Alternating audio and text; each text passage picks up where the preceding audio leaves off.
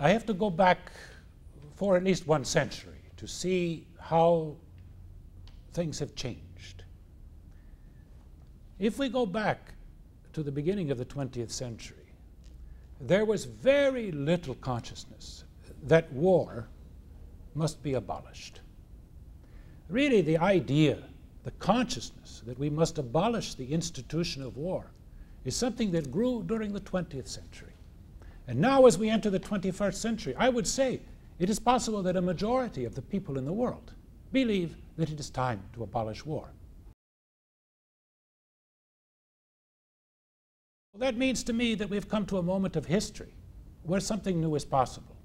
If you think back 2 centuries, it was the question of slavery, where gradually people began to realize that we must abolish slavery, but it took a century. But there are also institutional changes that are associated with this. After World War I and World War II, we invented the League of Nations and the United Nations specifically for this purpose, to abolish war. We have not succeeded yet, but we continue to work through these institutions like the United Nations for the abolition of war. And in fact, UNESCO, where I was working, specifically has the task of abolishing war through its roots in the minds of men and in the relations between peoples, not only between states. We must say that the United Nations has been greatly strengthened by the liberation of the countries of the world from colonialism. So they begin to take their place in the United Nations. However, war and the culture of war have been essential to the state for 5,000 years. So we cannot expect the state by itself to change. That is why the development of civil society and the development of the city as an institution have become so important, because to a great extent the message for a change to a culture of peace is carried by civil society organizations and by cities. And finally, I think a very important change is the increase in communication, so that those of us who believe that it is time to go beyond the culture of war to a culture of peace, we are in communication by internet far more than in the past people were able to communicate with each other. So all of these things together, I think, mean that we are on the verge of a great change.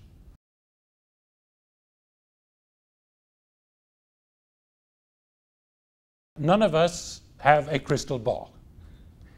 But I like to remember the exchange of letters between Sigmund Freud and Albert Einstein in 1932, which was the beginning of fascism in Europe.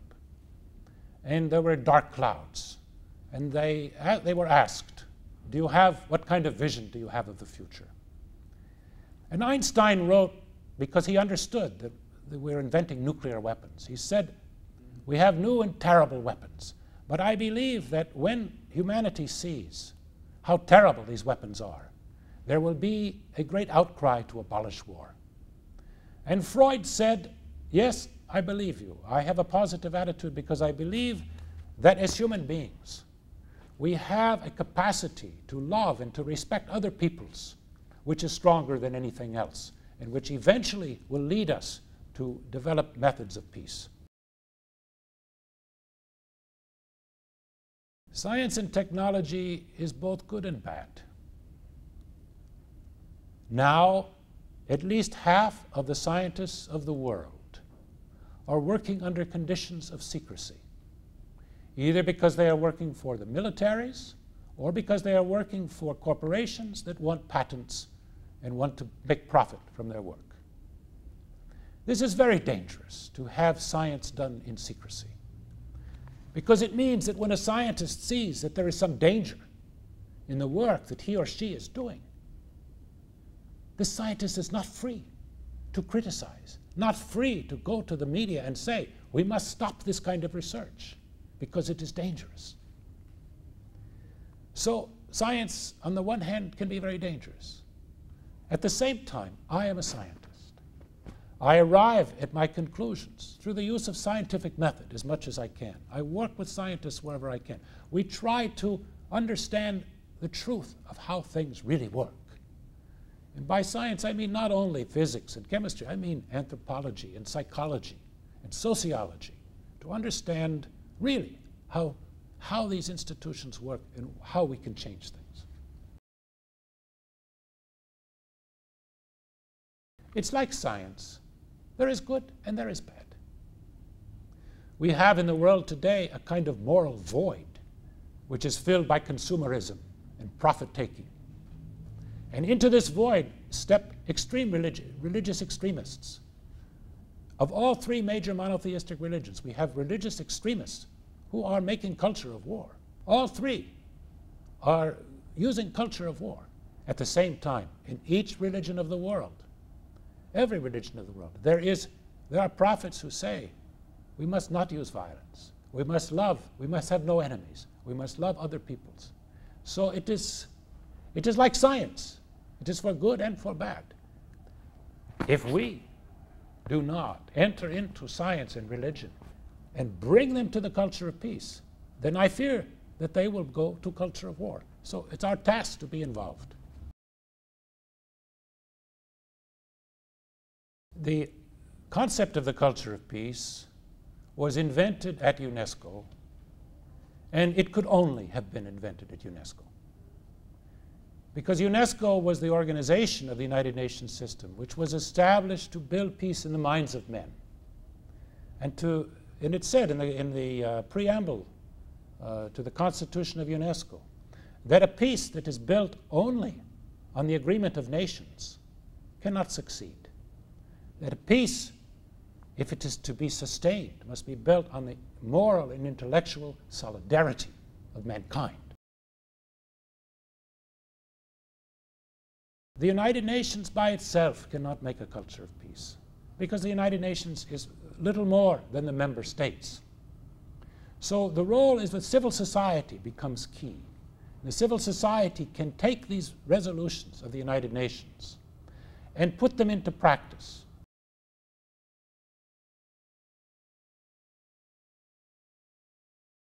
As a scientist, I worked with other scientists to answer the question, is violence part of human nature?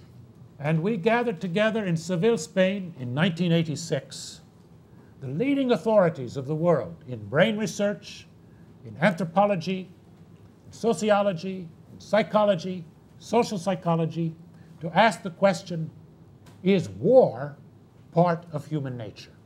The answer was clear. War is not part of human nature. It is a social institution. It is an institution in the same way that slavery was an institution. The great anthropologist Margaret Mead said, war is an invention. And the same species that invented war is capable of inventing peace. We continue, of course, to look at the latest research. But the research that comes out in the years, almost 20 years now, since the Seville Statement in 1986, the research confirms what we said in that statement so far. The problem is that the mass media, when it's linked to the military-industrial complex, wish to justify war. And so they look for any kind of evidence they can find that, yes, war is part of human nature. However, in fact, you had an example of an anthropologist who was working in Brazil, who got a great deal of publicity of this, huge articles in Science magazine and other places for his claim that war was genetic. Eventually, it was proven that he was wrong. And in fact, I know Brazilian anthropologists did a great deal to prove that this was not true. This was not true. But the problem is that the mass media continues to report these data instead of talking about the Seville Statement on Violence. The Seville Statement on Violence has been disseminated by many scientific organizations and by many organizations of civil society, but unfortunately it has had very little dissemination in the mass media, and it needs to be.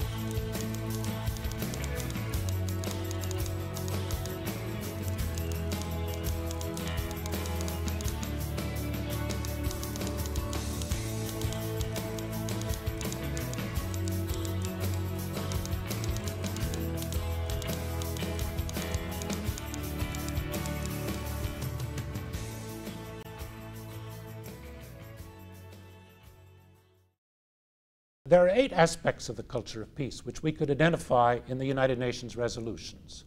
So I will list those 8, and I think you will see that we are making some progress in all of those 8. Equality for women, sustainable, equitable development, the free flow of information, international understanding, tolerance, and solidarity, democratic participation, human rights, peace education, and, of course, disarmament and international security agreements. I think in each one of these areas there is some progress. And in fact, now I'm involved in asking the civil society organizations of the world to report on whether they are seeing progress towards a culture of peace in the work that they are doing. And I predict that when we have the full report and all the information, that most organizations of the civil society are going to say, yes, we are making some progress. It is too slow. There are obstacles, but slowly we move forward. The concept of a planetary citizenship is an essential part of the culture of peace. It is, of course, it's not a planetary citizenship for capitalist exploitation. We're talking about a planetary citizenship for respect of all human rights and for understanding each other and for nonviolence. And for that, it is the institutions that you have mentioned, the schools, education outside of schools, the churches, the NGOs, the associations, the universities, the institutes, and the people's movements. All of these can carry forward the ideas and the values of a culture of peace and link up with each other into a global movement.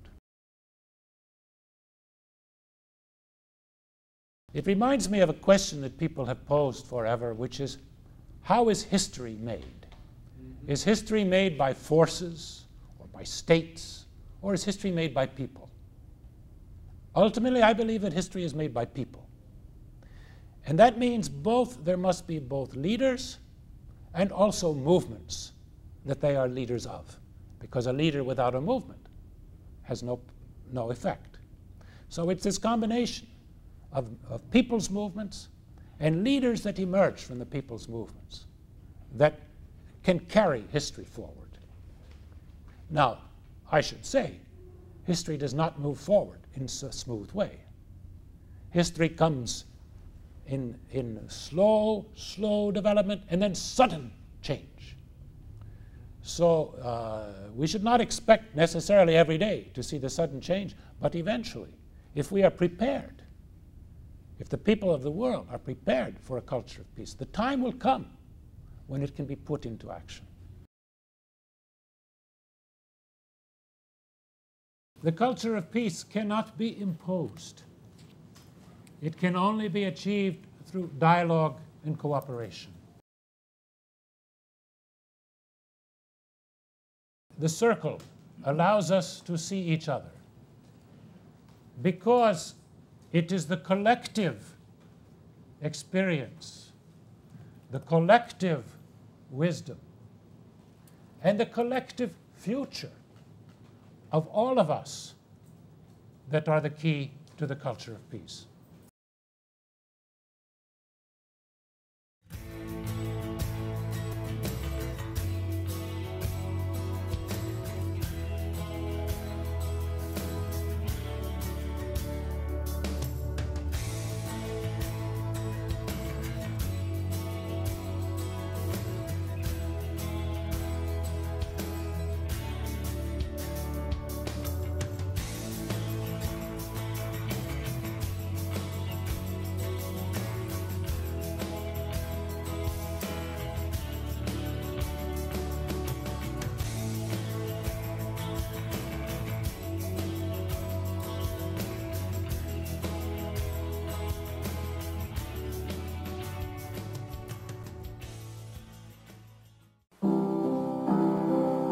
When we look at the suffering in our world, we know how urgently we need a culture of peace.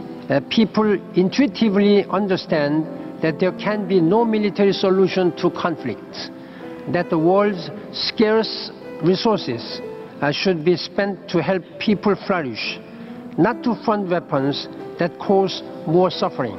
The world spends almost twice as much on weapons in one day than the United Nations spends for our global mission of peace, human rights, and development in 1 year. $1.7 trillion was spent last year on weapons. That is an enormous cost to people who go to bed hungry, children who die because they lack clean water, farmers who cannot till land because it is polluted by mines. How to create this culture of peace? I have a simple one-word answer: education. Through education, we teach children not to hate. Through education, we raise leaders who act with wisdom and compassion. Through education, we establish a true, lasting culture of peace. But ultimately, a culture of peace will be built by people, teachers and religious figures, parents and community leaders, business executives and grassroots groups. The end of the Cold War was a critical moment for the Great Shift. The Soviet Union collapsed with the Berlin Wall because of the Gorbachev vision without a drop of blood. The unexpected action, the unexpected is our hope, of Nelson Mandela led to the rapid overcoming of the racial apartheid in South Africa. And afterwards, Chapultepec, Mozambique, Guatemala. Peace was being built effectively in different parts of the world. There was a word cry for peace, as the Secretary General has said right now. There was and there is a world cry for peace and cooperation and better sharing. Let's have good news. India and Pakistan have signed a new visa agreement. Peace talks between the FARC and Colombia will take place in Oslo. The UN contributes to a culture of peace in most of the world. UNDP, for example, in Sudan is working to reintegrate refugees, helping local people build schools and community centers to prevent further violence. The Nonviolent Peace Force is helping create women peacekeeping teams in South Sudan. They connect communities with social workers, healthcare providers, and police, and have reduced the incidence of rape. To achieve a culture of peace, I would like to suggest the following. Adoption by the UN of a convention on nuclear weapons and a more robust arms trade treaty. A new Security Council resolution on children, youth, and peace building is essential if we want young people who know the horror of war to have ownership in building peace. Women and young people must be part of all peace processes. Accelerate the end of poverty. And we need a resolution on the right to peace. Emphasize education, as everyone has said, and learn how to integrate peace education into all national educational systems and teacher training schools. It must be participatory, with critical inquiry and reflection. A culture of peace will be achieved when people of every nation understand global problems, have the skills to resolve violent conflict constructively, know and live by international standards of human rights, gender and racial equality, appreciate cultural diversity, and respect the earth. Such learning requires education for peace.